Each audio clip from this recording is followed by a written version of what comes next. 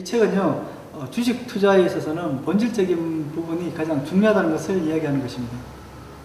기존의 투자 관련 서적들이 주식 투자를 기업의 이익이라든가 혹은 저평가 정도로만 가지고 투자하는 것을 강조하고 있는데요.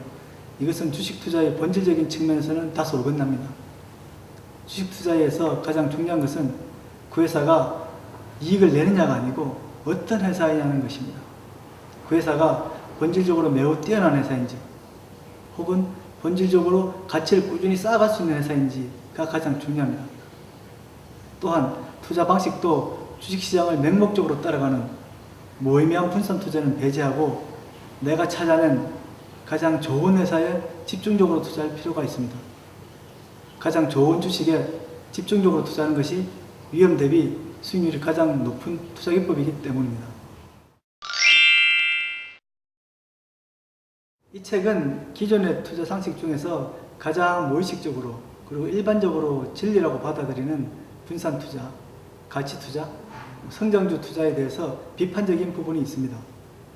분산 투자나 가치 투자, 성장주 투자는 매우 뛰어난 투자 개념인데요. 하지만 주식 투자의 본질을 무시하고 맹목적으로 투자하는 것은 매우 위험합니다.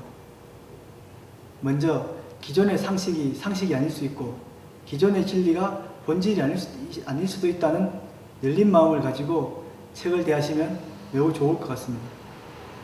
또한 이 책은 크게 두 가지 부분으로 구성되어 있습니다. 첫 번째는 왜 집중 투자를 해야 하는가에 대한 부분이며 두 번째는 좋은 주식을 찾는 방법에 대한 부분입니다. 가장 좋은 순서는 좋은 주식을 찾는 방법을 제시한 뒷부분을 먼저 읽으시고 다시 첫 번째 장부터 읽으시는 것이 가장 자연스러운 흐름이 될 것입니다. 그러나 이 책은 또한 독립되어 있기 때문에 처음부터 읽으셔도 전혀 상관은 없습니다. 집중 투자라는 것은 분산 투자의 반대말입니다. 즉 투자 자금을 소수의 종목에 높은 비중으로 투자하는 것을 말합니다. 일반적으로 집중 투자 펀드는 그냥 10개에서 30개 종목 정도를 투자하고 있습니다. 분산 투자의 이론적 근거는 현대 재무이론에서 말하는 시장의 효율성 그리고 CAPM 즉 자본자산 결정 모형에 있습니다. 쉽게 말하면 주식시장 그 자체가 가장 위험 대비 수익률이 뛰어난 포트폴리오라는 것입니다. 그래서 집중 투자를 하지 말고 분산 투자하는 것이 가장 좋다는 것이 분산 투자의 논리입니다. 하지만 이것은 이론적인 것에 불과합니다. 주식시장에 참여하고 있는 투자자들이 비이성적이며 정보가 대칭되지 않은 것이 현재의 주식시장의 실제 상황입니다.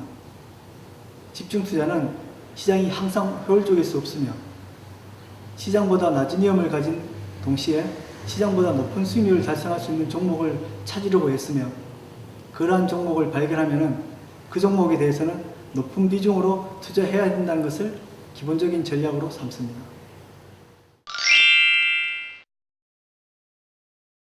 금융위기 이후에도 대한민국은 글로벌의 어떤 나라보다 위기에 잘 대응해 왔습니다.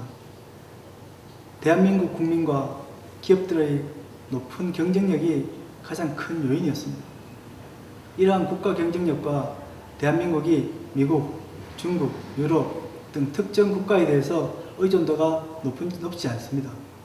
이러한 이상적인 형태를 가지고 있기 때문에 중기적으로도 국내 주식시장은 앞으로도 매우 양호할 것으로 생각합니다. 하지만 좀 더 장기적인 관점에서는 우리 시장도 우려사항이 많습니다. 베이비 부모의 은퇴와 노령화, 성장률의 둔화, 지속적인 저금리, 인구 감소 등은 구조적인 문제가 될 것입니다. 이러한 구조적인 문제가 해결되지 않는다면 장기적인 불황의 가능성도 존재하고 있습니다.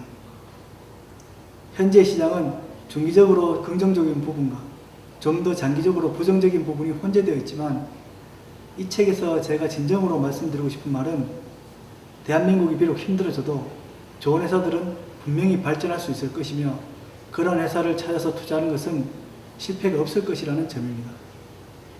미국 주식시장은 2000년 IT 버블 이후 10년 동안 횡보 혹은 하락을 지속해왔습니다. 하지만 그 10년의 기간 동안 애플 같은 뛰어난 회사들은 지속적으로 상승했고 지속적으로 발전하였다는 것을 말씀드리고 싶습니다.